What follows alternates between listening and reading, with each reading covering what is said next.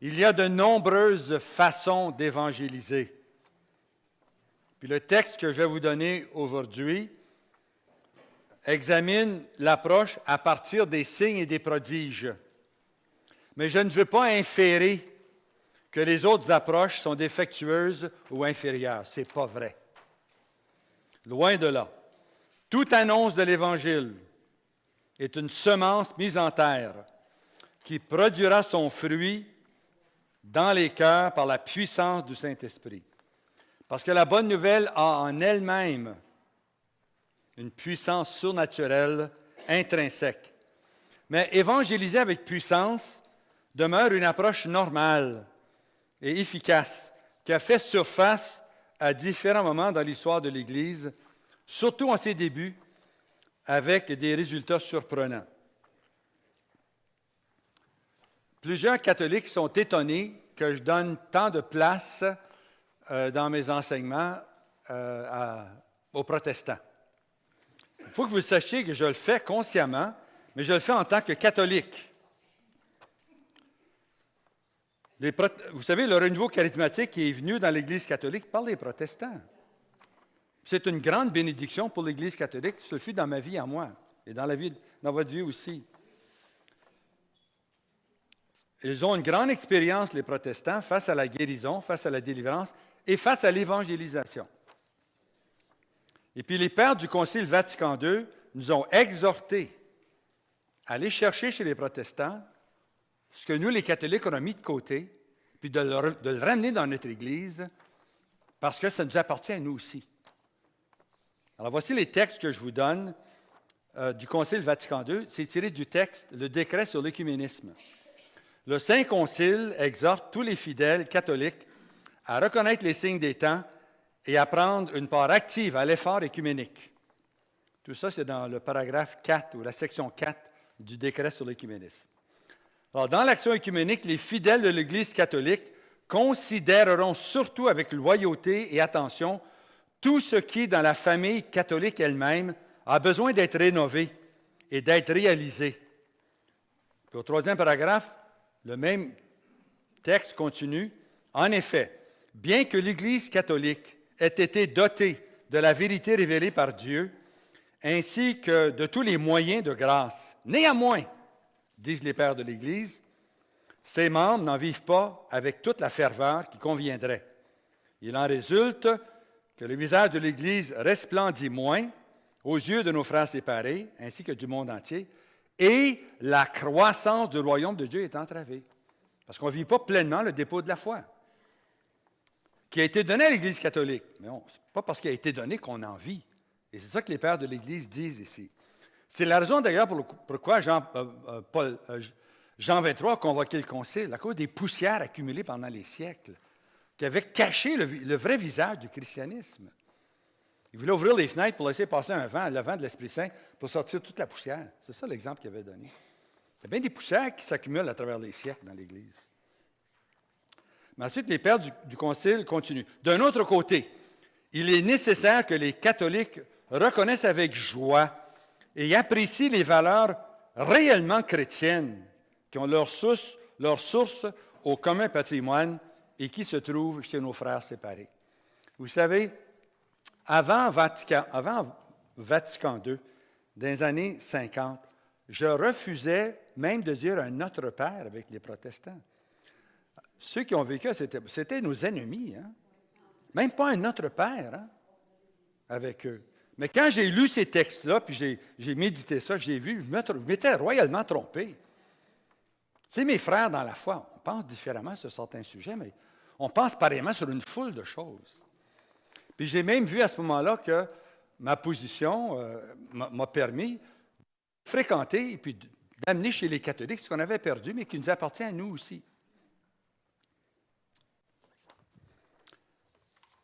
Alors parlons du royaume de Dieu.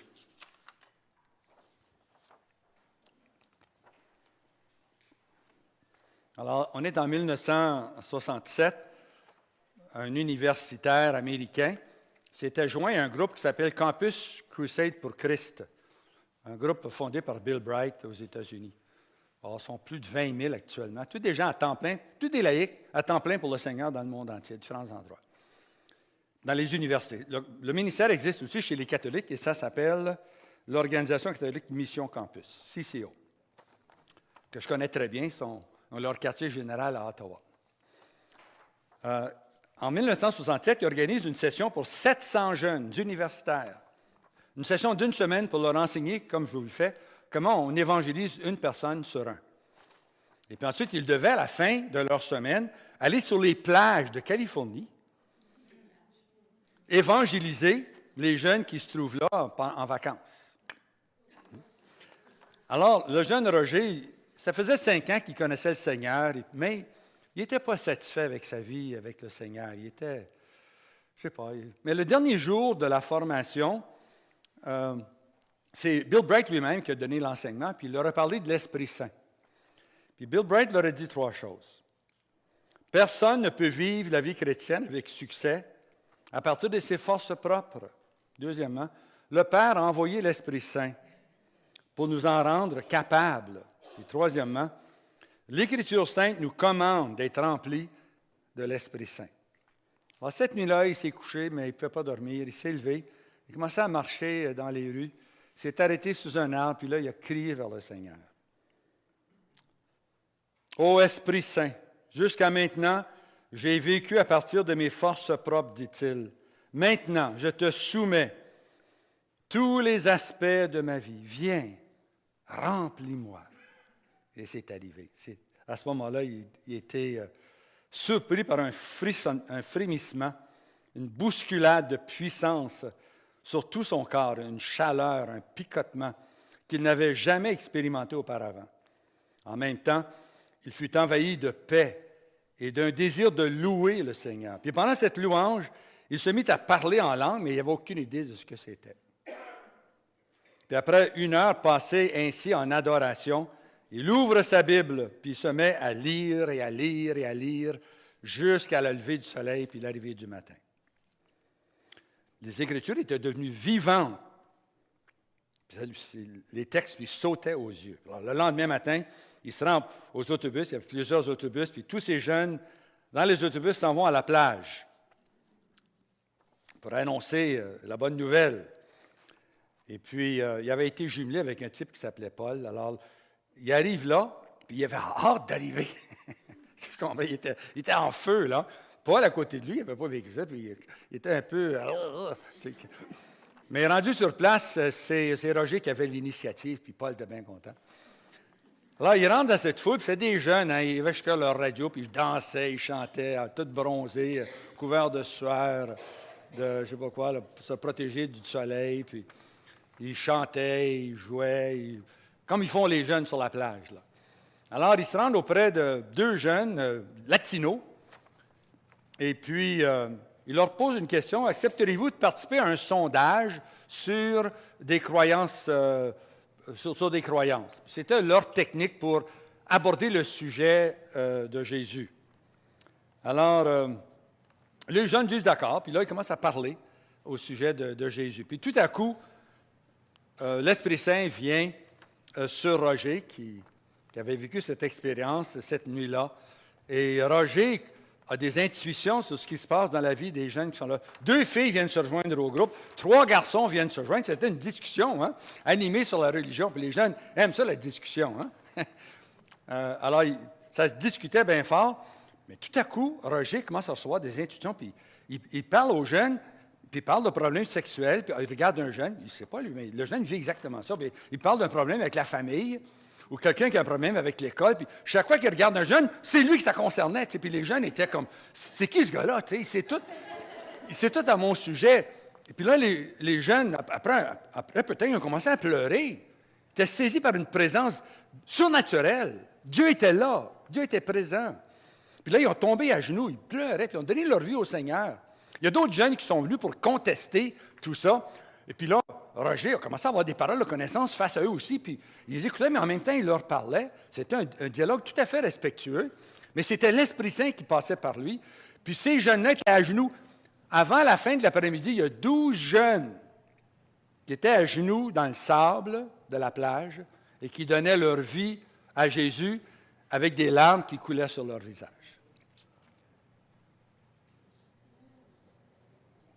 Un rendez-vous de puissance, hein? Évangéliser dans la puissance de l'Esprit Saint. C'est quoi le message fondamental des Saintes Écritures? Eh bien, saint Paul, en écrivant aux Corinthiens, nous le rappelle. Je vous rappelle, frères, dit-il, l'Évangile, la bonne nouvelle que je vous ai annoncée. Premièrement, que Christ est mort pour nos péchés, selon les Écritures, qu'il a été enseveli, qu'il a été relevé le troisième jour, selon les Écritures. Ça avait été annoncé. Qu'il est apparu à Képhas, puis aux 12, etc., puis il m'est apparu à moi aussi, dit saint Paul. Voilà ce que nous proclamons et voilà ce que vous avez cru. Puis saint Paul déclare clairement, l'Évangile est en effet une puissance de Dieu pour le salut. Mais comment un message peut-il contenir tant de puissance?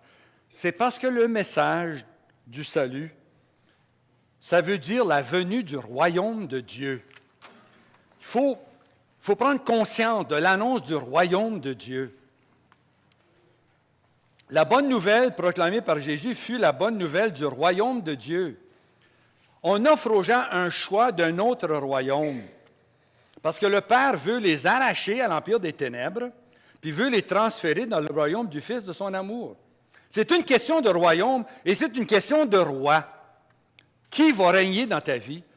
Le diable, le monde, la chair ou Jésus? Une question de royaume et de roi. Jésus, la première chose que Jésus a dit en arrivant du désert, après avoir été baptisé dans l'Esprit Saint au Jourdain, les temps sont accomplis. Le royaume de Dieu est tout proche. Il annonce la venue du royaume. C'est maintenant le temps. Repentez-vous, dit-il, et croyez à la bonne nouvelle. Les premières paroles de Jésus. Jésus a annoncé un royaume. C'est l'heure du royaume. Une nouvelle race humaine qui commence. Donc, au cœur du message de Jésus fut d'abord la proclamation de l'acte de Dieu, le royaume, et ensuite l'exigence que les auditeurs répondent. Repentez-vous et croyez, disait Jésus. Alors Dieu apportait en Jésus le rachat et la bénédiction à Israël, et il allait établir son règne sur toute la terre. Et pendant ces 3 années de vie publique, Jésus a fait la démonstration du royaume de Dieu. Ce que ça va de l'air, un royaume de Dieu? En guérissant les malades, en chassant les démons, en ressuscitant les morts. Il confrontait les gens avec le message qu'en lui, le royaume était présent et qu'ils devaient décider de l'accepter ou de le rejeter. Maintenant, les Juifs avaient 2 façons de considérer le royaume, parce que les Juifs ont toujours parlé du royaume. Une première, c'était le royaume d'Israël de l'époque de David. C'est un royaume terrestre. Puis même, à l'époque de Jésus, on a pensé que Jésus était ce nouveau roi David qui devait établir une nouvelle royauté en Israël. Il a même demandé, après sa résurrection, « Est-ce que c'est maintenant, Seigneur, que tu vas restaurer le royaume d'Israël? » Il pensait que c'était ça, que c'était un nouveau territoire qu'il allait grandir. Même à certains moments, dans l'Évangile de Saint Jean, on a vu que les gens, après la multiplication des pains, ont voulu se saisir de Jésus pour faire de lui leur roi. Oui, c'était cette idée. Mais il y a une deuxième façon aussi de concevoir le royaume. Puis les 2 sont annoncés par les prophètes, puis les 2 vont se réaliser. La deuxième façon, c'est qu'on compare le monde entier en 2 temps. Il y a l'âge présent, qui est le monde selon Adam et Ève, et puis que le monde a été remis entre les mains de Satan. Et puis le monde du Messie, qui inaugurait une ère nouvelle, un temps nouveau, les derniers temps, qui ont été inaugurés par Jésus. Alors, l'âge présent est mauvais, puis l'âge à venir sera bon. Le royaume de Dieu et cet âge à venir. Puis même dans Notre Père, Jésus nous enseignait à demander le royaume. Il dit que ton règne vienne, que ta volonté soit faite sur la terre comme au ciel. Wow, seconde, là, c'est pas... C'est fort, ça. Puis tous les jours, tous les chrétiens, on demande ça. Un jour, le Seigneur va le faire. Hein? Croyez-vous que la prière de Jésus va rester sans réponse? Hey, réveillez-vous, hein? C'est sûr et certain. Puis le rôle de l'Église, c'est d'instaurer, d'amener le royaume de Dieu le plus largement possible pour que Dieu puisse régner à la face de la terre. Puis un jour, Dieu va mettre un terme à tout le mal. Le mal va tout arrêter sur la terre. Il y a vraiment un règne de Dieu qui va arriver sur la terre. On va connaître un temps de paix sur notre planète. Le royaume de Satan, de quoi parle-t-on? Jésus a dit, ou plutôt Saint Jean a dit, le monde entier gît au pouvoir du mauvais. Alors le combat que Satan livre aux humains n'a rien d'honnête et de noble, d'honorable et de droit. Satan est un monstre. Il ne suit pas de règles de guerre. Pour lui, il n'y a rien de déloyal. Il est tout le contraire de Jésus. Le voleur ne vient que pour voler et égorger et faire périr. Moi, dit Jésus, je suis venu pour qu'on ait la vie et qu'on l'ait surabondante. En venant parmi nous, Jésus vient détrôner le prince de ce monde. Il vient réclamer la race humaine au nom de son Père. En s'adressant aux chefs du peuple juif de son époque, Jésus leur révèle qu'ils sont captifs d'un despote cruel, menteur, trompeur et meurtrier. Jésus a dit aux chefs de son temps, « Vous avez, vous, le diable pour père. Et ce sont les convoitises de votre père que vous voulez accomplir. » Celui-là était homicide dès le commencement. Et il ne s'est pas tenu dans la vérité parce qu'il n'y a pas de vérité en lui. Quand il dit le mensonge, il le dit de son propre chef, de son propre fond, car il est menteur et père du mensonge. Alors Satan attaque l'homme de trois façons, par la chair, par le monde et par des attaques directes. La victoire. Saint Jean nous dit ceci, « Vous êtes de Dieu, vous petits enfants, et vous les avez vaincus, parce que celui qui est en vous est plus grand que celui qui est dans le monde. » Encore, c'est un langage de royaume, un royaume contre l'autre. Jésus envahit le royaume de Satan. Comprenez bien ça, là. On n'est pas sur la défensive face à Satan et à son royaume. On est sur l'offensive. L'ennemi, c'est Jésus qui attaque le royaume de Satan. C'est lui qui attaque. Ce n'est pas le démon qui nous attaque. Le démon est sur la défensive. C'est Jésus qui a l'initiative du combat. Il y a une guerre cosmique. Jésus est le divin envahisseur, envoyé par Dieu pour détruire les forces de Satan. Jésus a un objectif, défaire la force de l'ennemi. Jésus attaque et Satan est sur la défensive. Nous sommes les combattants en Jésus, guidés par l'Esprit Saint, d'une armée sur l'offensive. Nous prenons du territoire et nous rachetons des vies. Nous sommes les co-belligérants du Christ. Depuis les jours de Jésus, depuis les jours de Jean le Baptiste, jusqu'à présent, le royaume des cieux est violenté et des violences en emparent. C'est une lutte féroce dont le prix à remporter est l'âme immortelle d'hommes et de femmes. Notre mission, c'est de sauver ceux qui sont tenus captifs à cause du péché d'Adam. Ça, c'est l'évangélisation avec puissance. Une question importante. Qui attaque le territoire de qui? Est-ce Satan qui attaque le royaume de Dieu ou est-ce Jésus qui attaque le royaume de Satan? La réponse est significative car elle détermine notre attitude vis-à-vis la vie chrétienne. Si l'envahisseur est Jésus, Satan est sur la défensive. Les chrétiens sont des soldats sur l'offensive. Jésus se dit l'agresseur d'un royaume déjà établi. Écoutez bien cette parabole qu'il nous a donnée. Lorsque l'homme fort, Satan, bien armé, entouré de ses démons, garde son palais, un être humain ou le monde, ses biens, ça veut dire le péché, la maladie, les dépendances, la mort, sont en sûreté, mais qu'un plus fort, Jésus, que lui, Satan, survienne, attaque et le batte, il lui enlève sa panoplie, ces démons qui protégeaient sa position, en laquelle il se confiait, et Jésus distribue ses dépôts, il pardonne les péchés, il guérit les maladies, il chasse les démons, il ressuscite les morts, toutes des œuvres du Satan. Après avoir guéri un démoniaque muet et aveugle, Jésus déclara à ses adversaires, « Si c'est par l'Esprit de Dieu que je chasse les démons, c'est donc que le royaume de Dieu est arrivé jusqu'à vous. » Les signes de puissance, c'est un signe que le royaume de Dieu s'installe. La forme d'évangélisation la plus efficace est centrée sur la proclamation du roi et de son royaume. Jésus incarne le royaume de Dieu. En lui, Dieu vient réclamer ce qui lui appartient de droit. L'âge futur, le royaume de Dieu, envahit l'âge présent, le royaume de Satan. Jésus déclare que le royaume de Dieu est arrivé jusqu'à vous, parce que je chasse les démons par l'Esprit de Dieu. Il s'approprie pour lui-même la position de l'envahisseur divin, venu tout remettre en ordre. Pour cela s'est manifesté le Fils de Dieu, afin de détruire les œuvres du diable. Le royaume de Satan fut et demeure l'ennemi principal de Jésus. Il y a une guerre ouverte. Jésus s'occupe des affaires de son Père, c'est-à-dire libérer les captifs de Satan. La victoire finale est garantie à Jésus par sa mort et sa résurrection et son ascension à la droite du Père. Puis Jésus, il a offert ce règne, ce royaume, d'abord aux Juifs. Ils l'ont refusé. Jésus a pleuré quand il a vu qu'ils ont refusé son offre.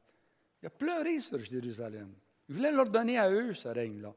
C'était les Juifs qui devaient poser ça, mais ils se sont détournés de Dieu. Ils ont crucifié leur Messie. Il a pleuré sur eux. Mais il y en avait un petit reste est resté fidèle, les apôtres, les disciples, des femmes, des hommes. 3 000 le jour de la Pentecôte, 5 000 plus tard. Il y a des Juifs qui sont venus. Puis c'est avec eux qu'il a fondé son Église pour envahir le monde entier avec le royaume de Dieu. Alors ce jour-là, le jour de la Pentecôte, l'Esprit Saint est venu produire une nouvelle nation, tirée de plusieurs nations, une nouvelle race humaine, tirée de plusieurs races. Mais vous, dit Saint Pierre, vous êtes une race élue, une nation sainte, un peuple qu'il s'est acquis pour annoncer les vertus de celui qui vous a appelé des ténèbres à sa merveilleuse lumière. Nous sommes, entre autres, une race de guerriers. Nous sommes une nation de soldats. Car si nous vivons dans la chair, nous ne combattons pas selon la chair, dit saint Paul, en 2 Corinthiens 10. Non, les armes de notre combat, dit-il, ne sont point charnelles, mais elles ont pour Dieu la puissance d'abattre les forteresses. Nous renversons les raisonnements et toute puissance altière qui se dresse contre la connaissance de Dieu. Et nous faisons toute pensée captive pour l'amener à obéir au Christ. Mettez la parole en pratique et ne vous contentez pas de l'écouter, vous leurrant vous-même, dit Jacques. Nous voulons trop comprendre avant d'obéir à la parole de Dieu. Le Seigneur nous demande d'obéir d'abord, ensuite on va comprendre. Dieu n'explique pas aux gens qui veulent avoir des raisons avant qu'ils agissent. Dieu veut qu'on mette de confiance en lui, ensuite il va s'expliquer. C'est Dieu le boss, ce n'est pas nous autres. C'est à nous de se mettre à son école et de se soumettre à sa volonté, pas d'essayer de mettre Dieu sous nos pas puis à notre commande. On est là pour obéir à Dieu puis le servir, même si on ne comprend pas. S'il le dit, c'est réglé, on le fait. Pas comme Adam et Ève qui voulaient avoir des explications. Ils pensaient que le diable avait plus raison que Dieu lui-même. Non, non. Si Dieu le dit, c'est réglé, on lui obéit, puis on marche à sa suite. Trop de chrétiens pensent que la maturité, c'est d'être bon. Nous nous centrons alors sur notre comportement. Se débarrasser de défauts, acquérir des vertus. L'affaire n'est pas d'être bon. L'affaire, c'est d'être à Dieu. C'est ça qui compte, d'appartenir à Dieu, d'être rempli de l'Esprit Saint. On va devenir bon avec ça. On ne vise pas d'être bon. On vise d'être obéissant à Dieu. Je ne suis pas le royaume. Je suis un instrument du royaume. Les œuvres du royaume sont accomplies à travers moi. Mon but est de témoigner de ce que Dieu a fait et fera. Comme Jésus, je suis venu pour faire la volonté du Père. Tous ceux qui sont menés par l'Esprit Saint, ceux-là sont enfants de Dieu, dit Romains 8, 14. Un enfant de Dieu, c'est quelqu'un qui est conduit par Dieu. Car nous sommes son ouvrage, dit Paul aux Éphésiens, créé en Christ Jésus, en vue des œuvres bonnes que Dieu a préparées d'avance pour que nous les pratiquions. C'est lui qui nous donne notre apostolat, notre ministère. Il nous l'assigne, on lui obéit, puis on le fait avec cœur, avec joie. Parce que c'est lui qui nous envoie en mission. Et ça, c'est l'obéissance à sa parole. Pour ce faire, je dois être conscient de mon autorité de croyant. Un exercice que je vais vous demander de faire ce soir. dans votre groupe. Ce soir, on met de côté pour un temps la prière les uns sur les autres, et puis on concentre pour un temps sur l'évangélisation dans la puissance de l'Esprit Saint. Je vais vous demander de prendre conscience, en partageant dans votre petit groupe de 3 ou 4 personnes, du royaume de Dieu, à partir des questions que vous avez sur la feuille qu'on vous a donnée au début et qui reproduit exactement ce que vous avez vu dans votre manuel à la page 70.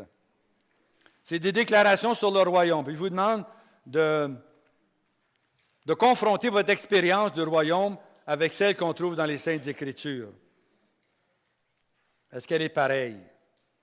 Je vous dis, si votre expérience du royaume de Dieu n'est pas celle des Écritures, vous n'avez pas la bonne expérience du royaume de Dieu. Parce que c'est celle des Écritures qui compte, croyez-moi. Vous n'êtes pas le fondateur du christianisme, c'est Jésus.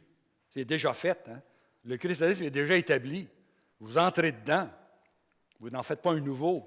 On n'a pas à réinventer le christianisme. On le reçoit de Jésus tel qu'on trouve dans les Saintes Écritures et que l'Église annonce. Alors ici, les questions que je vous pose, je vous en donne, je ne sais pas combien, là, une dizaine, une quinzaine.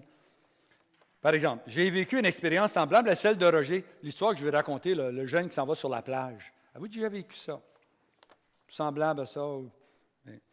Avant aujourd'hui, j'étais conscient de la place. Étiez-vous conscient avant aujourd'hui de la place centrale du royaume de Dieu? D'annoncer Jésus comme roi et d'annoncer un royaume qui arrive, d'inviter les gens à quitter les ténèbres pour entrer dans la lumière, à quitter le royaume de ce monde, puis d'entrer dans le royaume de Dieu. C'est un choix. Les exercices spirituels de Saint Ignace, c'est pour faire des choix. Il appelle ça l'élection. Tu dois faire un choix, tu dois choisir à quoi va servir ta vie. C'est semblable à nos séminaires de la vie dans l'esprit. On invite les gens à faire un choix, de choisir la vie telle qu'ils l'ont connue jusqu'à maintenant dans le monde, ou d'entrer dans le royaume de Dieu, de choisir Jésus comme leur Seigneur. C'est ça, un séminaire de vie dans l'esprit.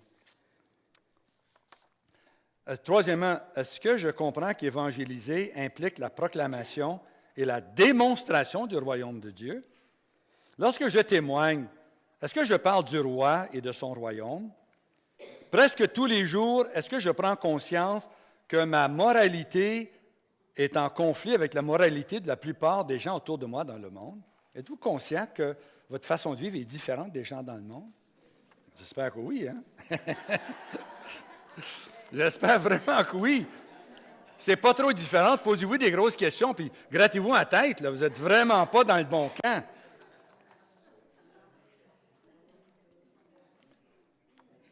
Est-ce que c'est inhabituel pour vous que quelqu'un vienne vous voir et demande « Pourquoi es-tu différent? » Il y a des gens qui ne sont jamais persécutés parce qu'ils vivent exactement comme tout le monde autour d'eux autres. Il n'y a personne qui sait qu'ils sont des chrétiens. Ça ne paraît pas. Ça ne paraît pas. Des gens, à l'occasion, me demandent de leur parler de ma relation. Est-ce que des gens vous ont déjà demandé de leur parler de votre relation avec Dieu? Êtes-vous un donateur financier généreux? Payez-vous la dîme? Est-ce que votre argent appartient au Seigneur ou à vous et à vos loisirs? Le Seigneur veut qu'on lui donne 10 de tout ce qu'il nous a donné. Il veut qu'on lui retourne 10 rien que 10 on peut garder 90 mais vu qu'on le donne à son Église pour toutes sortes d'œuvres d'apostolat et d'autres, paroisses et autres œuvres, le faites-vous.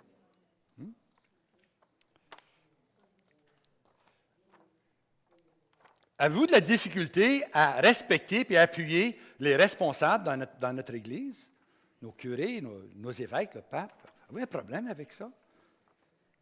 Est-ce qu'il y a des zones importantes de votre vie que vous n'avez pas soumises au Seigneur? C'est le temps de les soumettre au Seigneur. Ma vie de prière a-t-elle couleur de soumission et d'intimité avec le Seigneur au point qu'il y a peu d'instants durant une journée où je ne suis pas conscient de la présence de ma dépendance dans le Seigneur? Dépendez-vous sur le Seigneur du matin au soir, du soir au matin?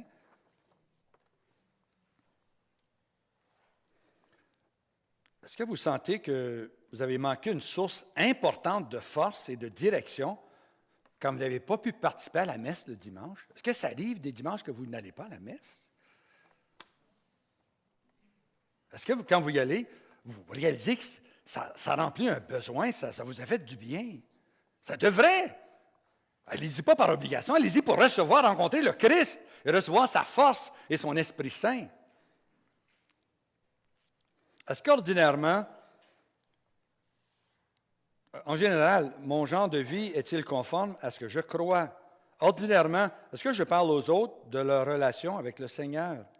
Mes relations avec d'autres chrétiens sont-elles une source importante de force pour faire de moi un témoin plus efficace pour Jésus? Le Seigneur me conduit régulièrement à parler aux autres de Jésus. Alors ce soir, vous allez faire cet exercice-là ensemble. Pas toutes les questions, il y en a trop, mais une ou l'autre qui vous a frappé et de quelle vous voulez parler, puis échanger avec les autres. Cet exercice, je veux te faire prendre conscience de ce que tu crois au sujet du roi et de son royaume. Deuxièmement, il veut augmenter en toi la compréhension du royaume et t'encourager, troisièmement, à permettre au roi, Jésus, d'avoir une plus grande influence sur ta façon de vivre. OK, continuons. Le rendez-vous de puissance. Un peu comme ces jeunes ont vécu à la plage. Ils allaient là pour danser, jouer, se baigner, rire, passer, regarder les filles passer, regarder les gars passer. Puis, ce qui est arrivé, c'est qu'ils ont rencontré Dieu. Il y a un rendez-vous divin de puissance. Tout système ou toute force qui doit être surmontée pour que l'Évangile soit cru est l'occasion d'un rendez-vous de puissance. Et en chaque cas, le mal à vaincre, c'est l'incrédulité. L'incrédulité, c'est le règne de Satan. C'est ça qui a de l'air. Ne pas croire en Dieu. Ne pas croire la parole. Mettre ça comme secondaire. De fait, l'incrédulité, c'est le règne de Satan, tout comme les démons et la maladie. Et lorsque je ne fais pas l'expérience de l'Esprit Saint, lorsque je fais l'expérience de l'Esprit Saint et que je suis capable de convertir des non-croyants, je deviens un véhicule par lequel le royaume de Dieu défait le royaume de Satan. Un rendez-vous de puissance est une démonstration pratique et visible que Jésus est plus puissant que les faux dieux ou esprits adorés ou craints par un groupe de personnes.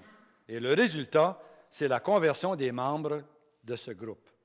Puis dans l'Ancien Testament, le moment le plus dramatique de cette confrontation entre les forces du royaume et les forces de ce monde fut quand le prophète Élie convoqua au mont Carmel les 450 prêtres de Baal qui avaient été amenés en Israël par Jézabel et le roi Akaz.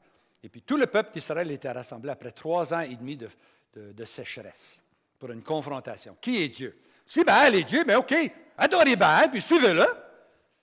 Mais si Dieu, si l'Éternel est Dieu, mettez-le de côté, Baal, puis servez le Seigneur. Hein? C'est ça le message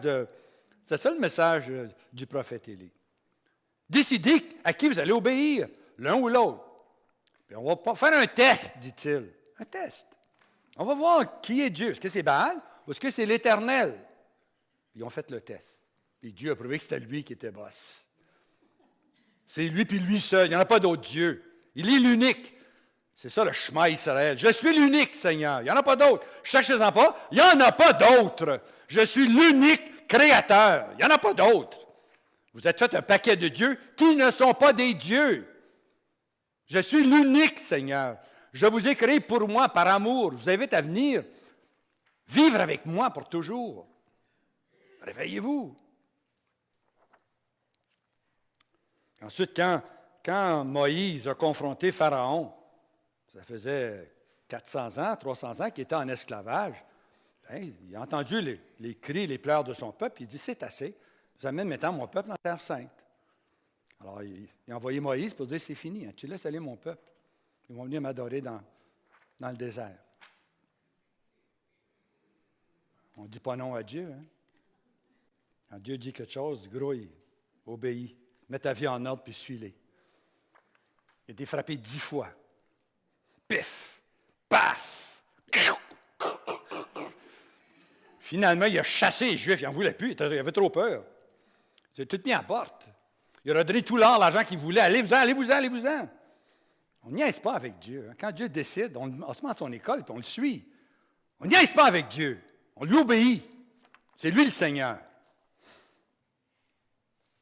Puis ces confrontations-là continuent encore aujourd'hui. Je pourrais vous en donner des milliers de cas. Je vous en cite seulement un ici. C'était un missionnaire protestant qui s'appelait Pradip Soudra. En 83, il visitait un village aux Indes, je crois, et puis il allait avec 6 compagnons de village en village, puis là, il sortait, puis il évangélisait sur la place publique. Là, en passant par un chemin, il y avait une pancarte qui indiquait un village par là-bas, puis le chauffeur continuait à chauffer tout droit. Il n'était pas que ça, il n'y allait pas parce qu'il savait que c'était un village musulman. Il ne voulait pas y aller. Hein. Alors, Pradip, il dit, pourquoi écoute, il y a un chemin, il y a un village, pourquoi on n'est pas allé? C'est des musulmans. Oui, puis après? C'est des musulmans. Hein? Ils vont nous recevoir avec des briques, puis enfin, des bâtons, tu sais. Puis dans son cœur, il disait, vas-y. Non, on va y aller, on va y aller. Le chauffeur vire son char, puis il rentre dans le village. Puis dès que l'auto rentre dans le village, l'auto est entourée avec des hommes, hein, avec des bâtons, puis des roches, puis des couteaux. Puis là, ils sortent de l'auto. Hein. Puis là, avant qu'ils puissent parler, l'imam arrive. Puis il écarte tous ces gens. Puis il leur dit, vous êtes des chrétiens? Oui, on est des chrétiens. Il dit, écoutez, là, l'imam dit ceci. Il dit, moi, je suis prêt à vous laisser parler dans mon village, si vous voulez. Mais il y a une condition. Ma femme est au lit depuis quelques années. Elle est malade. Les chrétiens, vous dites que Jésus guérit. OK. Allez prier avec ma femme. Si elle guérit, vous pouvez évangéliser tant que vous voulez dans mon village. Mais, si elle ne guérit pas, alors, Pradip prend avec lui, il ne faut pas avoir peur, c'est des confrontations, ça. C'est des confrontations entre le bien et le mal, entre l'empire de Dieu et l'empire du mal. Qui va gagner, croyez-vous? Croyez-moi, il va gagner certain. Hein? Alors là, il prend un homme avec lui, puis il s'en va dans la tente avec l'imam. Effectivement, il constate que la femme était vraiment malade depuis quelques années au lit. Alors, puisque c'est une musulmane, il ne voulait pas lui imposer les mains lui-même. Hein? Alors, il dit à l'imam, impose les mains à ta femme, puis nous, on va prier pour elle d'ici. Il commence à imposer les mains. Et puis lui, il a bien vu dans son esprit, par une parole de connaissance, un discernement des esprits, qu'il y avait un démon. Il a chassé le démon, uniquement en bougeant des lèvres, sans qu'on l'entende, il a chassé le démon.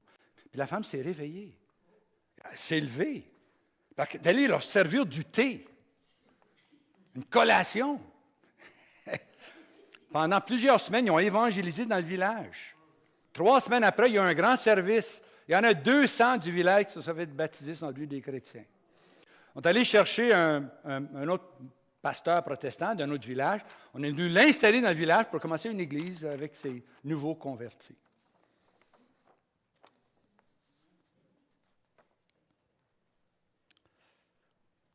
Alors, vous savez, la nature nous offre une analogie quand il y a des confrontations comme ça.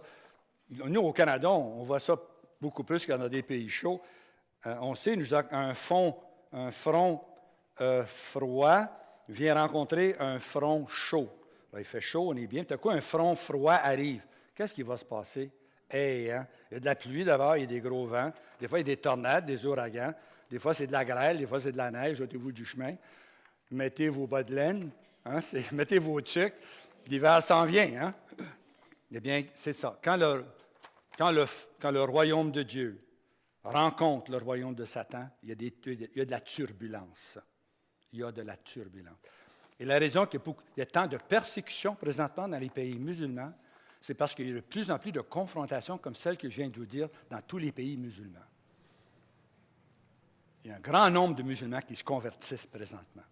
Puis ça choque les durs et les purs parmi les musulmans. C'est comme aux Indes aussi. Pourquoi il y a tant de persécutions aux Indes présentement? Parce que les catholiques là-bas, les protestants, évangélisent avec puissance. Il y a de nombreuses conversions.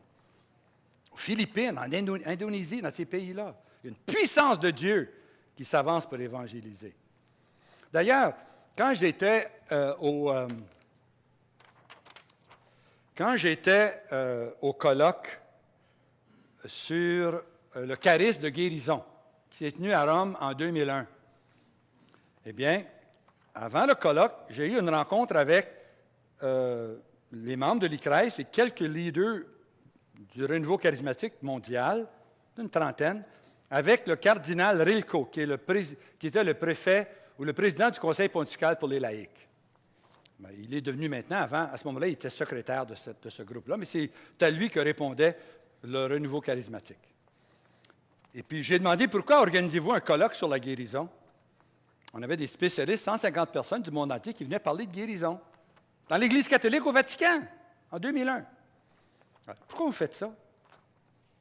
Quel bien pensez-vous tirer d'un colloque sur la guérison chez les catholiques? C'est quoi le but? Pourquoi vous faites ça? Puis il m'a répondu comme ça, il dit, ici au Vatican, on est très conscient que Jean-Paul II, le pape à ce moment-là, nous appelle à une nouvelle évangélisation. On sait très bien que l'évangélisation, ça ne se fait pas seulement qu'avec des mots. Pas des idées qui convertissent les gens. C'est la puissance de Dieu qui la convertit. Il dit, on est content qu'il y a beaucoup de guérisons dans le renouveau charismatique. On en veut plus. On veut plus de guérisons dans le renouveau charismatique. On a des rapports de tous les pays du monde où quand vous vous rassemblez en congrès, il y a des guérisons. On en veut plus encore. On en veut plus dans vos groupes de prière, dans vos rassemblements. Maintenant, on ne veut pas seulement que des guérisons chez les charismatiques. On veut aussi des guérisons dans tous les diocèses, dans toutes les paroisses, dans toutes les maisons de prière, dans toutes les communautés religieuses. Comment allons-nous évangéliser si on n'a pas la puissance de Dieu qui se manifeste par des signes et des prodiges? C'est pour la nouvelle évangélisation qu'on organise le colloque sur la guérison. Nous a-t-il dit? C'est pour ça que le Vatican organise le colloque sur la guérison. Pour l'évangélisation, en 2001.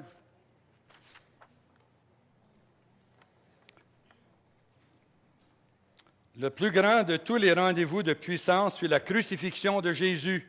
À ce moment-là, un sacrifice éternel fut fait pour nous, afin de pardonner nos péchés et pour que le monde, la chair et le démon, soient complètement défaits.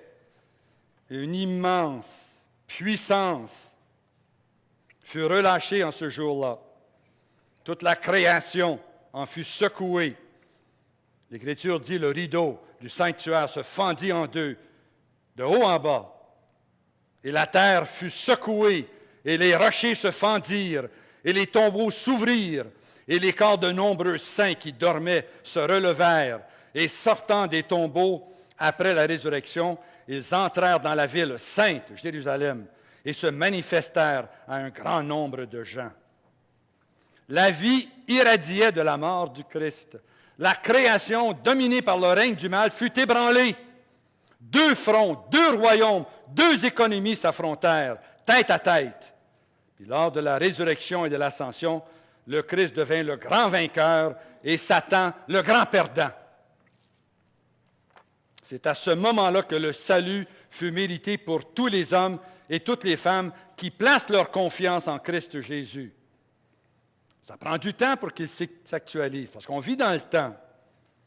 Mais c'est un temps de miséricorde présentement, dans l'attente de la manifestation définitive du royaume de Dieu.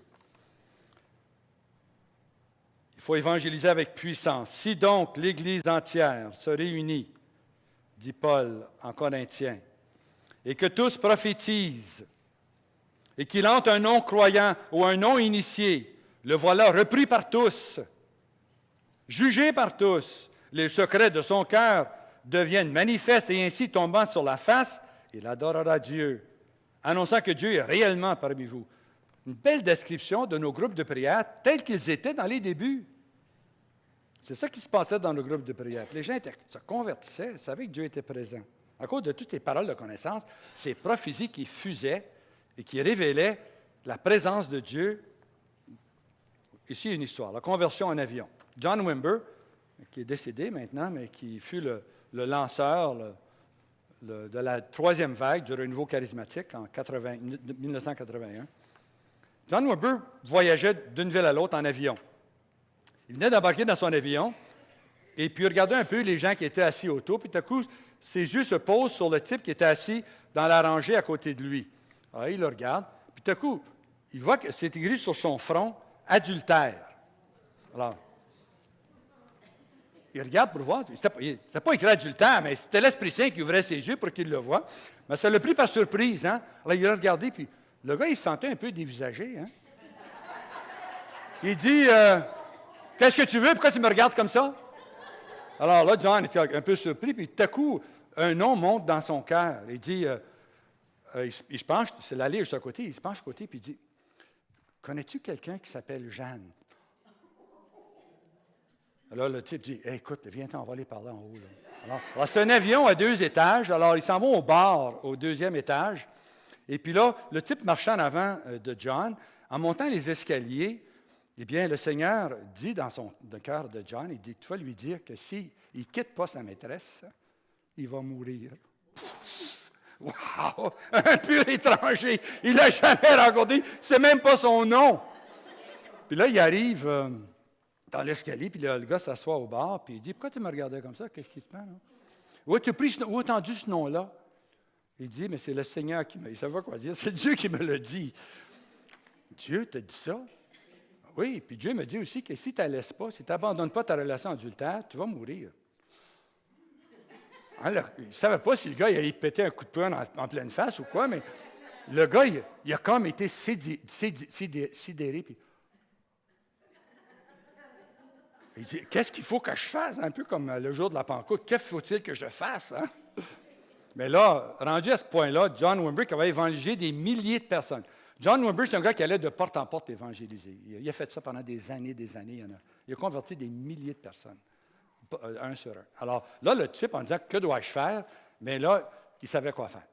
Là, il a évangélisé. Il dit, il faut que tu demandes pardon au Seigneur, qui est miséricorde. Jésus, il est bonté. Il va te pardonner. Il donne une chance. Il se révèle à toi pour que tu saches à quel point il t'aime. Il veut restaurer ta vie. Alors, es-tu prêt à dire cette prière après moi? Puis là, il commence à le diriger dans une prière de repentir. Seigneur, je te demande pardon. Puis là, il était tellement rempli de contrition qu'il a éclaté en larmes. Il dit, Seigneur Jésus, puis il a commencé à pleurer, puis il criait, puis il demandait pardon au Seigneur pour tous ses péchés. Puis l'endroit n'était pas gros, c'était un petit bar. Il y avait tout le monde autour. Il criait à pleine voix, puis il pleurait, puis tout le monde était au courant des détails les plus intimes de sa vie. Même les hôtesses de bar, ils écoutaient ça, puis ils pleuraient en écoutant cet homme là, qui se repentait d'avoir trompé sa femme et puis ses autres. Alors, après un bout de temps, le gars, il s'est calmé. Il y a eu un temps de tranquillité, là, de paix. Alors, puis là, le gars, il dit, la raison que je t'ai demandé de te taire en bas, là, quand tu as dit le nom, c'est parce que je ne voulais pas que ma femme entende le nom de ma maîtresse.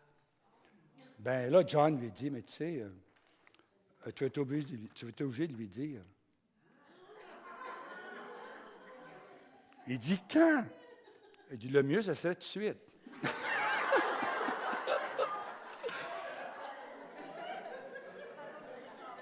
Alors, il descend les escaliers, puis il va s'asseoir à côté de sa femme. Puis là, John n'a pas entendu le restant de la conversation.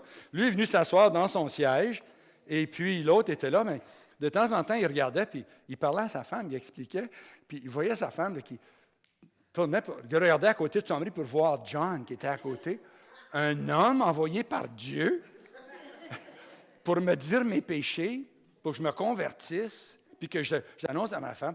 En fait, John ne savait pas si ce que le plus étonné sa femme, c'est le fait qu'il lui a révélé qu'il avait une maîtresse, puis son nom c'est Jeanne, ou bien le fait qu'un homme lui était venu dans l'avion envoyé par Dieu. Alors, après un bout de temps, l'homme a invité sa femme à donner elle aussi sa vie au Seigneur.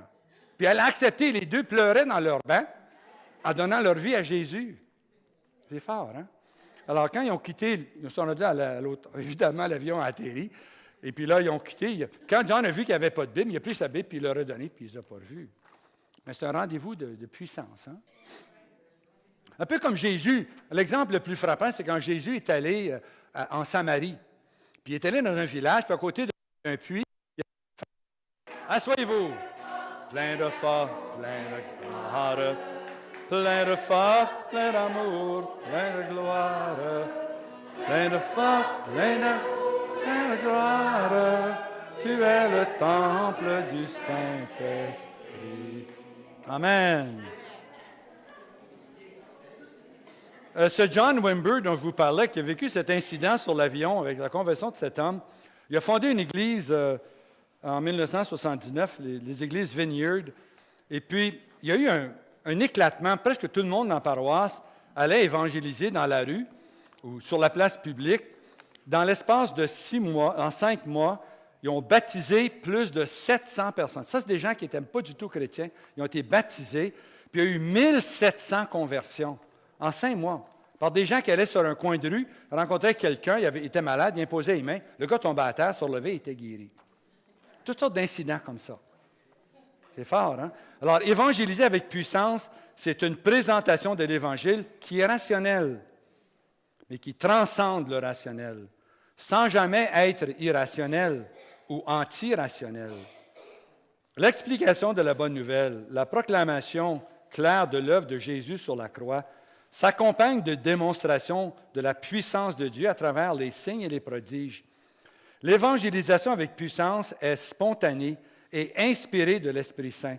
C'est une présentation de l'Évangile rendue puissante par l'Esprit. C'est précédé et soutenu par une démonstration de la présence de Dieu et résulte souvent dans la conversion d'un groupe de personnes. Soyons bien clairs, les signes et les prodiges ne convertissent pas. Seul Jésus et son sacrifice sur la croix sauvent. Mais à travers ces expériences, les gens entrent en contact avec la présence et la puissance de Dieu. Puis souvent, c'est à travers une parole de connaissance, une guérison ou une délivrance d'esprits mauvais.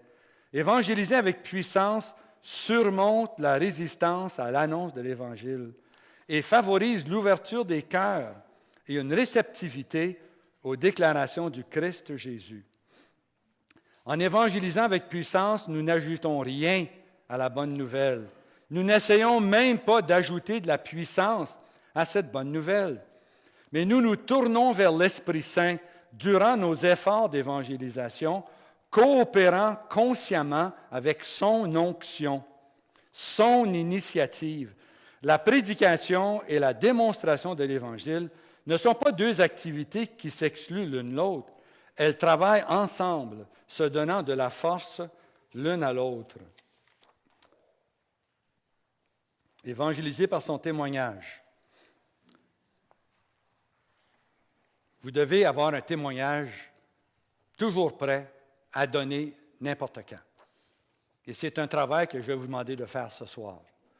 Si vous regardez la feuille que je vous ai donnée, la deuxième feuille sur les exercices, le deuxième exercice que je vais vous demander de faire ce soir, c'est de mettre par écrit votre témoignage de 3 minutes. Comment avez-vous rencontré le Seigneur? Je vais vous donner quelques critères. Puis ensuite, vous allez vous le donner les uns aux autres, votre témoignage de 3 minutes. C'est sur la feuille que j'ai donnée au début de l'enseignement. Ça s'appelle l'exercice pratique. C'est du côté droit de la page. Page 131, évangélisé par son témoignage.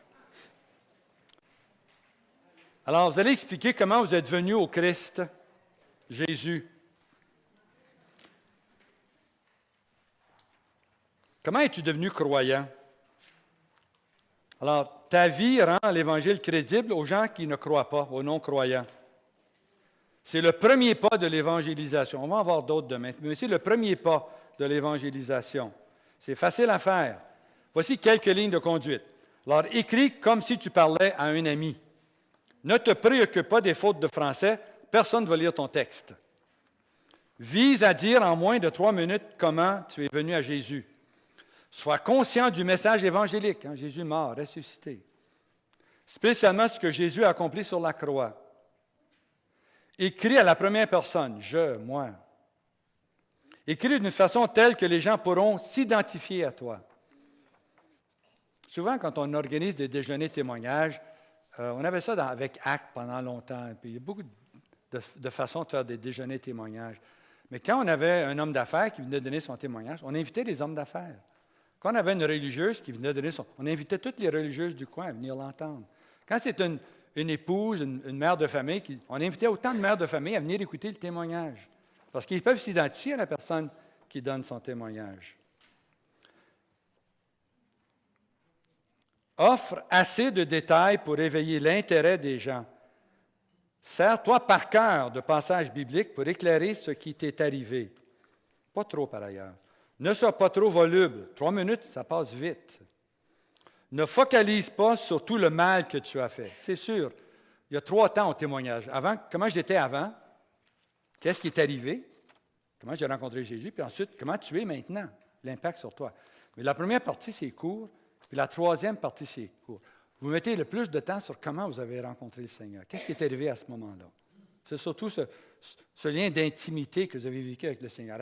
Vous racontez les détails de ça. Aussi, ton but est de présenter le roi, Jésus, et le royaume de Dieu. Ne présente pas ta vie comme un lit de roses, évidemment.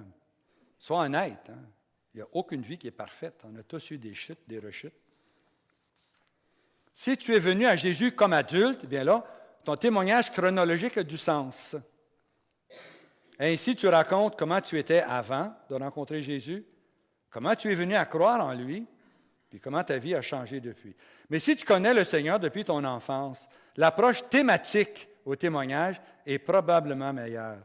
Ainsi, tu dis comment Jésus t'a aidé à surmonter un problème ou un défi dans la vie, dans ta vie. L'emphase est sur la façon dont le Christ Jésus satisfait tes besoins et donne un sens à ta vie. Alors, quand tu te pratiques à donner ton témoignage, l'auditeur dans votre équipe ce soir vous dira honnêtement si c'est clair, si c'est naturel. Donne-le sans regarder tes notes. Tu le mets par écrit uniquement pour mettre tes idées ensemble. Jetez un coup d'œil sur votre feuille, si vous voulez, mais ne lisez pas votre texte. Dans l'autobus, vous n'aurez pas de texte, là. Hein? Il faut que ça sorte, il faut que ça vienne de votre cœur. Alors, donne-le sans regarder tes notes.